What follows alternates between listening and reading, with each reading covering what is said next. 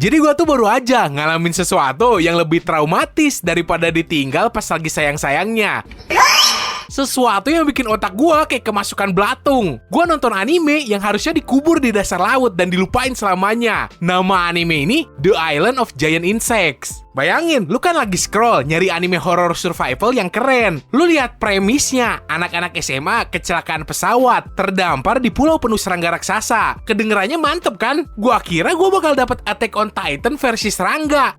Pada kenyataannya, nonton Boku no Pico kayaknya ngasih pengalaman lebih berharga dibanding ini. Gua nonton ini demi lu semua, jadi lu kagak perlu. The Island of Giant Insects dibuka dengan intro yang biasa aja. Selama 2 menit pertama, kita cuma disuguhin tampang karakter-karakter yang kagak terlalu spesial di bandara. Kagak ada dialog bermakna lah, kagak ada apa-apa. Cuma kamera ngezoom ke muka mereka. Terus tiba-tiba anime ini kayak mulai pas ada bocah tengil nginjek lebah. Dan si karakter utama yang bernama Mutsumi Oribe langsung panik dan mutusin buat ngasih CPR ke lebah itu.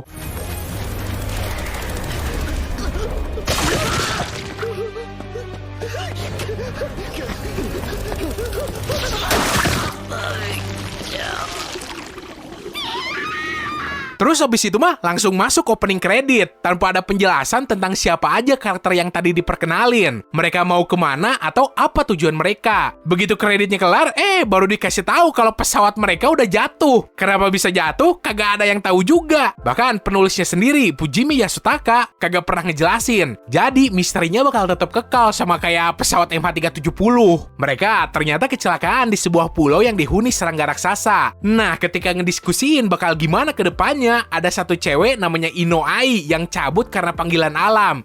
Apes pas lagi bongkar muatan, nih cewek malah dikerubutin kupu-kupu raksasa yang kemudian ngenyot cairan tubuh si Ai sampai peot terus mati. Kocaknya di saat momen yang harusnya bikin ngeri atau bikin tegang perasaan, apalagi di awal-awal cerita, ini malah disisipin adegan cabul. Masa kebetulan banget si kupu-kupu nyedot deket memek, mana muncrat kemana-mana lagi karena belum sempat keluar kencingnya. Kalau gini mah yang tegang malah Ichibos. Setelah itu mah ya beberapa orang jadi korban juga.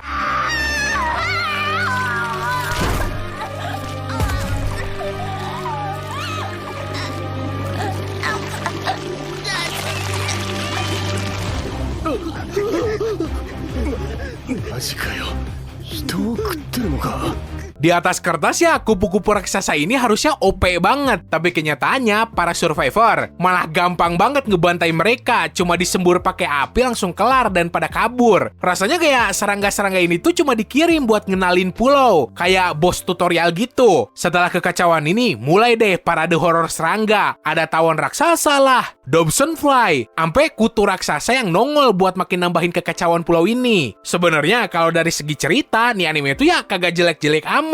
Cuma beberapa karakter ada yang ngeselin parah, atau lebih tepatnya goblok. Bayangin aja, awalnya mereka setuju buat ngikutin si Mutsumi karena doi punya banyak ilmu soal serangga. Tapi begitu mereka kena tekanan hidup mati, tiba-tiba mereka nolak keberadaannya gitu aja. Secara garis besar, cerita nih anime tuh ngikutin pola standar survival horror. Tapi ada banyak banget titik lemah di dalamnya. Contohnya, ada karakter yang tiba-tiba teriakan tuh. Terus pas ditanya kenapa, doi cuma jawab, gue lihat sesuatu yang ganggu. Udah gitu aja, kagak ada penjelasan lebih lanjut. Padahal di manga aslinya, doi ketemu kepiting raksasa waktu ngubek-ngubek fasilitas di pulau itu. Terus ada juga adegan di mana semua karakter harus buka baju dan mandi di laut buat ngecek apa ada kutu di tubuh mereka. Masalahnya, kutu yang mereka temuin tuh segede kepalan tangan orang dewasa. Jadi ya jelas banget kalau ada yang nempel. Tapi ya udahlah, mungkin itu cuma alasan buat masukin fan service karena dari tadi kesempatan buat bugil-bugilannya kurang. Selain itu ada juga 2 karakter cewek yang literally pakai jasa ngentot buat nyari bodyguard pribadi.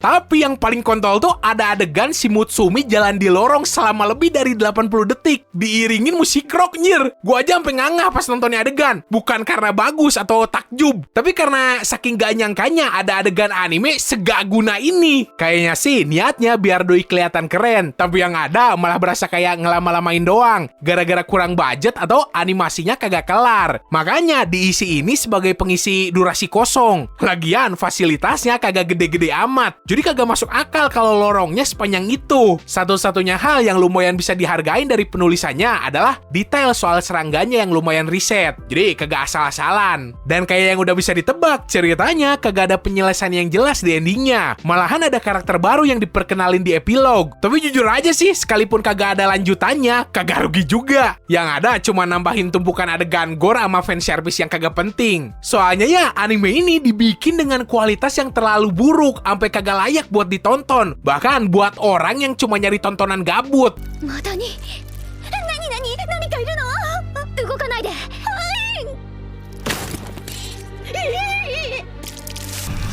Nandatte?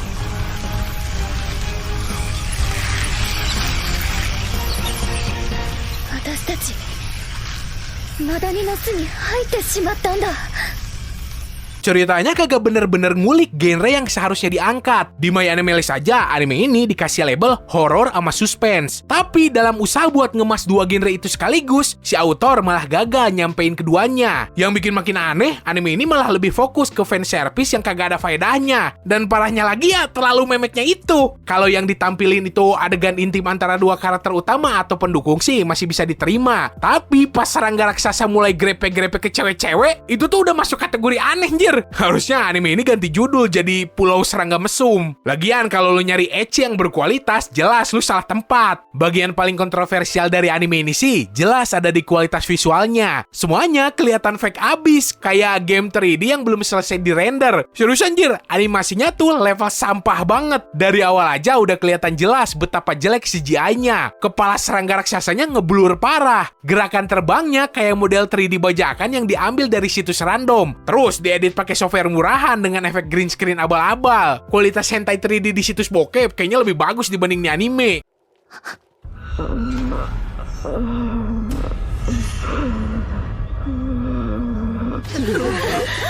Sensei, これ生きてるの?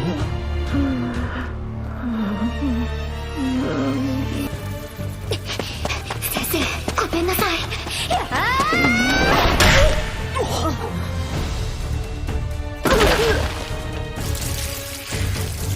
みんなついてきて。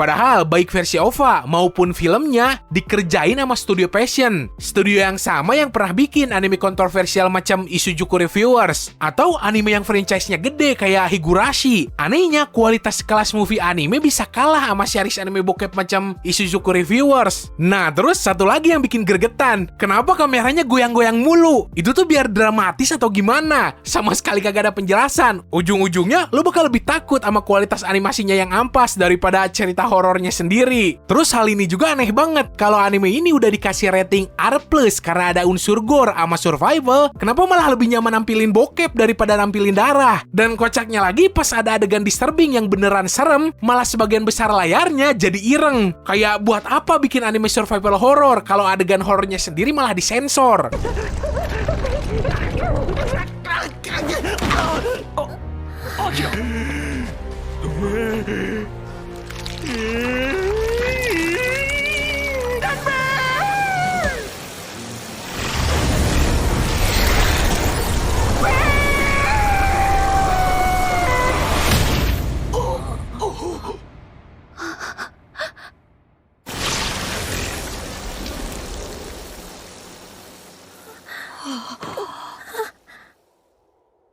Konsepnya sebenarnya unik, begitu juga ceritanya. Tapi sayang, semuanya berasa kagak konsisten dan kagak natural sama sekali. Kalau aja ada beberapa perbaikan di sana-sini, mungkin hasil akhirnya bisa lebih baik, atau seenggaknya kagak separah ini. Jujur aja sih, gua ngerasa kagak bakal ada yang suka sama anime ini. Kalaupun ada yang nikmatin, pasti cuma karena pengen ngocok ngelihat cewek diperkosa serangga. Anime ini pokoknya berantakan total. Gua pribadi kagak bakal nyentuh lagi nih anime sampai kapanpun. Tapi ya balik lagi, ini tuh cuma pendapat gua. Nah, kalau lu pengen gua nge-review anime lain lagi, lu bisa kasih tahu aja di kolom komentar. So, jangan lupa subscribe.